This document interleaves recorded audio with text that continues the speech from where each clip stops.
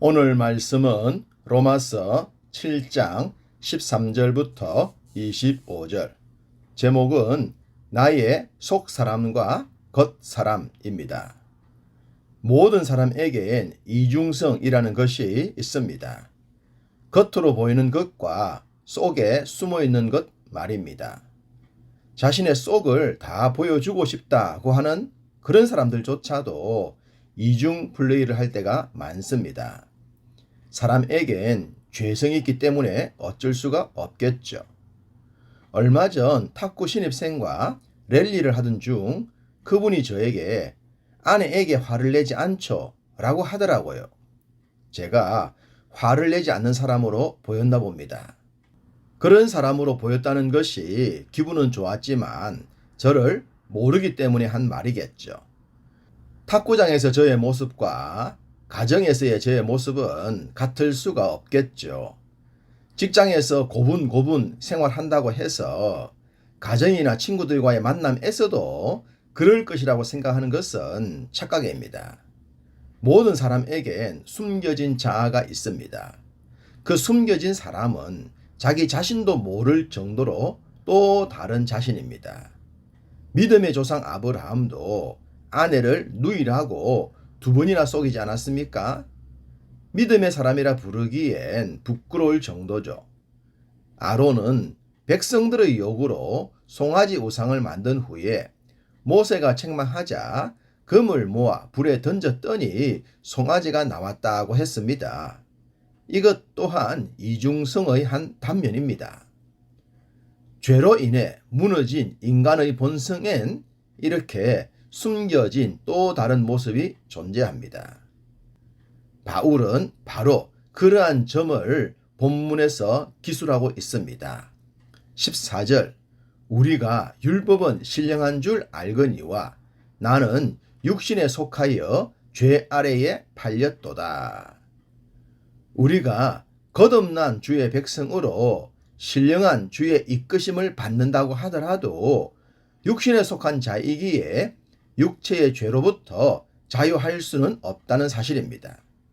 그래서 바울은 내가 원하는 것을 행하지 않고 도리어 미워하는 것을 행한다고 했습니다. 이 말을 우리도 충분히 인정하는 부분이지 않겠습니까? 신령한 믿음 생활을 해야지 라고 날마다 다짐하지만 게으른 삶에서 잘 벗어나지를 못합니다.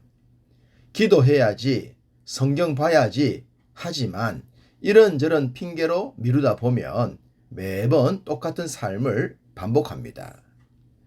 바울은 이런 자신의 모습과 우리들의 모습을 지적하면서 그 이유를 분명하게 전합니다.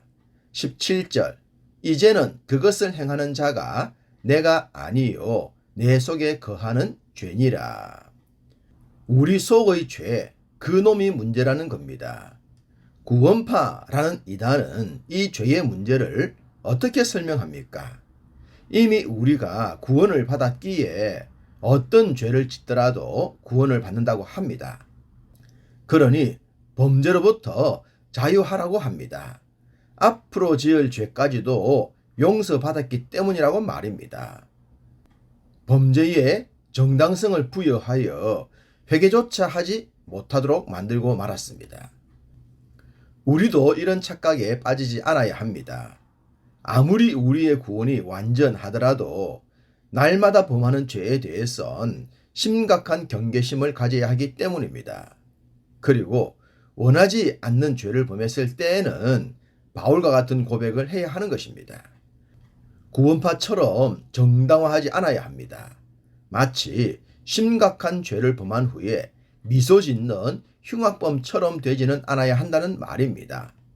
바울의 고백입니다. 24절 오호라 나는 곤고한 사람이로다. 이 사망의 몸에서 누가 나를 건져내랴.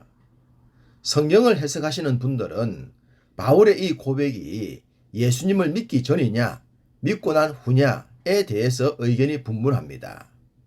바울같이 확실한 믿음의 사람이 이런 고백을 할 수는 없다.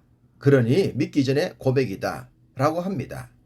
반면 믿음 생활을 잘하는 사람일수록 하나님 앞에 더욱 자기 자신을 보게 되므로 믿음 후의 고백이다 라고 합니다. 다 일리가 있죠. 정답은 개인에게 달려 있습니다. 저는 후자의 경우를 선택합니다. 육체를 지닌 인생인지라 바울과 같은 고백을 날마다 할 수밖에 없기 때문입니다. 바울이 이런 고백을 했던 것은 자기 속에 숨어 있는 또 다른 자아의 괴롭힘 때문이 아니었을까요? 80세에 하나님의 부르심을 받고 불세출의 사역을 했던 모세만 봐도 그러합니다. 하나님의 놀랍고 놀라운 일들을 친히 대역했지만 자신의 사역에 대해 회의를 느낀 적이 있었죠. 두 번째 반석에서 물을 낼 때만 해도 그렇지 않습니까? 반석을 향해 물을 내라고 하셨지만 그는 반석을 2번이나 두드리고 말았습니다. 그만큼 그의 속에 화가 차 있었다는 말입니다. 그 대단한 사역자도 숨겨진 분노의 지배를 받았던 것입니다. 민수기 11장 14절엔 이런 말까지 했습니다. 책임이 심히 중하여 나 혼자는 이 모든 백성을 감당할 수 없나이다. 모세가 이런 말까지 했다는 것이 믿어지지 않을 정도입니다. 죄인인 인생들의 한계라고 할 수가 있겠죠. 바울은 이런 두 자아를 통해 한 가지를 깨달았다고 합니다. 21절 그러므로 내가 한 법을 깨달았노니 곧 선을 행하기 원하는 나에게 악이 함께 있는 것이로다. 선을 행하는 자아와 악을 행하는 자아가 공존한다는 사실입니다. 이것을 속사람과 겉사람이라고 한 것입니다. 우리의 속사람은 하나님의 법을 즐거워하죠. 선한 삶을 살고 싶어 합니다. 예배의 기쁨, 섬김의 기쁨, 드림의 기쁨으로 충만해집니다. 그러다가 갑자기 이상해지기도 합니다. 겉사람이 강력하게 활동하면 그 좋았던 것들이 멀어집니다.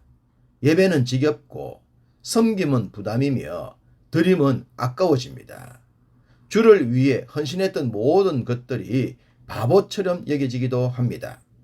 세상 사람들의 말처럼 순간적으로 세뇌를 당해서 잘못된 결정을 했다는 생각까지 들 정도로 말입니다. 이런 현상은 두 사람이 싸운 후에 누가 이겼느냐에 따라서 나타나는 결과물들입니다. 23절 내 지체 속에서 한 다른 법이 내 마음의 법과 싸워 내 지체 속에 있는 죄의 법으로 나를 사로잡는 것을 보는도다.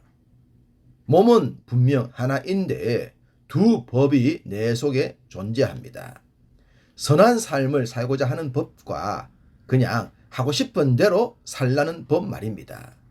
이 두 법이 매 순간 싸웁니다. 우리가 거듭났다고 해서 이런 싸움에서 언제나 이기는 것은 아닙니다. 사탄은 여전히 왕성하게 활동을 하기 때문에 잠시도 경계를 늦추지 않아야 합니다. 바울이 왜 자신은 날마다 죽는다고 했을까요?